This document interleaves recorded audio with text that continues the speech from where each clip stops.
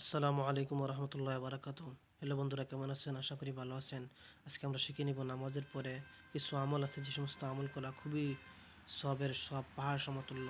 তাহলে শিখে নিন শুদ্ধ করে। আজকে ফরজ নামাজের পর যে সমস্ত আমল করা মুস্তাহাব: সালাম ফেরানোর পরে আস্তাগফিরুল্লাহ আল্লাযী লা ইলাহা ইল্লা হুয়াল হাইয়ুল কাইয়্যুম ওয়া আতুবু ইলাইহি তিনবার পাঠ করবেন। আমি আবার পড়তেছি: আস্তাগফিরুল্লাহ আল্লাযী লা ইলাহা ইল্লা হুয়াল হাইয়ুল কাইয়্যুম ওয়া আতুবু ইলাইহি। পরে আয়াতুল কুরসি পাঠ করেন একবার। ফজিলত: হাদিস শরীফে বর্ণিত আছে, প্রিয় নবী করিম সাল্লাল্লাহু আলাইহি ওয়াসাল্লাম ইরশাদ করেন, যে ব্যক্তি প্রত্যেক ফরজ নামাজের পর আয়াতুল কুরসি নিয়মিত পাঠ করে, তার জন্য বেহেশতে প্রবেশের পথে একমাত্র মৃত্যু ছাড়া অন্য কোনো অন্তরায় থাকে না। অর্থাৎ মৃত্যুর সঙ্গে সঙ্গেই সে বেহেশতের ফলাফল এবং আরাম আয়েশ উপভোগ করতে শুরু করবে। সুবহানাল্লাহ। আমরা আয়াতুল কুরসি শিখে নিব আজকে। আউযু বিল্লাহি মিনাশ শাইতানির রাজিম। বিসমিল্লাহির রহমানির রহিম।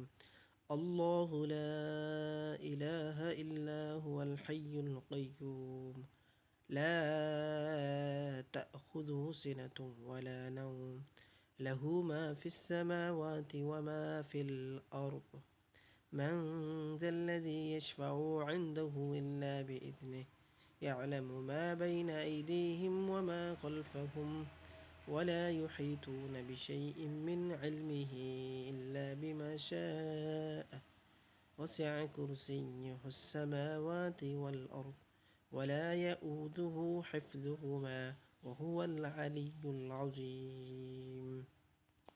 আপনি আয়াতগুলা সহি শুদ্ধ করে শিখে নেবেন, কারণ ভুল হলে অনেক গুনাহ হবে। এরপরে পড়বেন সূরা ইখলাস, সূরা ফালাক, সূরা নাস ফজর ও মাগরিবের নামাজের পর তিনবার, অন্যান্য নামাজের পর একবার করে। অর্থাৎ কুল হুয়াল্লাহ সূরা, কুল আউযু বিরাব্বিল ফালাক এই সূরা, কুল আউযু বিরাব্বিন নাস এই সূরাগুলো ফজর এবং মাগরিবের নামাজের পরে তিনবার করে, প্রত্যেক সূরা তিনবার করে। অর্থাৎ কুল হুয়াল্লাহ তিনবার, কুল আউযু বিরাব্বিল ফালাক তিনবার, কুল আউযু বিরাব্বিন নাস তিনবার। আর বাকি অন্যান্য নামাজের পর একবার করে, অর্থাৎ প্রত্যেক সূরা একবার করে। হযরত আব্দুল্লাহ ইবনে খুবাইব রাদিয়াল্লাহু তাআলা বর্ণনা করেন, একদা গভীর অন্ধকার রাতে বৃষ্টিপাতের মধ্যে আমরা হযরত রাসূলুল্লাহ সাল্লাল্লাহু আলাইহি ওয়াসাল্লামের খুঁজে বের হলাম। খুঁজতে খুঁজতে তাকে পেলাম। অতঃপর তিনি ইরশাদ করলেন, আব্দুল্লাহ, তুমি পাঠ করো।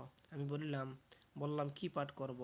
হযরত বলেন, প্রত্যেক সকাল সন্ধ্যায় সূরা ইখলাস, সূরা ফালাক ও সূরা নাস প্রতিটি তিনবার করে পাঠ করবে, তাহলে সব বিষয়ে তোমার জন্য যথেষ্ট হয়ে যাবে। সুবহানাল্লাহ। অর্থাৎ বলে যে ইখলাস তিনবার, ফালাক তিনবার, নাস তিনবার। গহের পরের আমল তাসবিহে ফাতিমি, অর্থাৎ 33 বার সুবহানাল্লাহ, 33 বার আলহামদুলিল্লাহ, 34 বার আল্লাহু আকবার পড়া মুস্তাহাব। যে নামাজের পর সুন্নত আছে সে নামাজের সুন্নতের পর পড়াই উত্তম। ফজর ও মাগরিবের নামাজের পরে এই দোয়া 7 বার পড়বে: আল্লাহুম্মা আজিরনি মিনান নার, আল্লাহুম্মা আজিরনি মিনান নার। অর্থাৎ হে আল্লাহ, আমাকে জাহান্নাম থেকে রক্ষা করুন। ফজর ও মাগরিবের নামাজের পরে এই দোয়া একবার পড়বে: লা ইলাহা ইল্লাল্লাহু ওয়াহদাহু লা শারীকা লাহু, লাহুল মুলকু ওয়া লাহুল হামদু ইহয়ি ওয়া ইউমীতু বিয়াদিহিল খায়র ওয়া হুয়া আলা কুল্লি শাইইন কাদির। অর্থ: আল্লাহ ব্যতীত আর কোনো মাবুদ নেই, তিনি একক, তার কোনো শরীক নেই। রাজ্য সকল প্রশংসা তারই জন্যই। তিনি জীবন ও মৃত্যু দেন, তার হাতেই কল্যাণ এবং তিনি সব কিছুতেই সক্ষম। এরপরে সাইয়্যিদুল ইস্তিগফার, সকাল সন্ধ্যায় একবার। হযরত রাসূলুল্লাহ সাল্লাল্লাহু আলাইহি ওয়াসাল্লাম ইরশাদ করেন, কোনো ব্যক্তি যদি এই দোয়াটি সকালে ইয়াকিনের সঙ্গে পড়ে আর সন্ধ্যার পূর্বে সে মারা যায়, তাহলে সে বেহেশতীদের মধ্যে গণ্য হবে। এবং তা যদি সকালবেলায় ইয়াকিনের সঙ্গে পড়ে আর সকাল হওয়ার পর পূর্বে মারা যায়, তাহলে সেও বেহেশতীদের অন্তর্ভুক্ত হবে। সুবহানাল্লাহ। এই ছোট্ট আমল, আর মৃত্যু হলে বেহেশতি। সুবহানাল্লাহ। দেখেন হাদিসটা।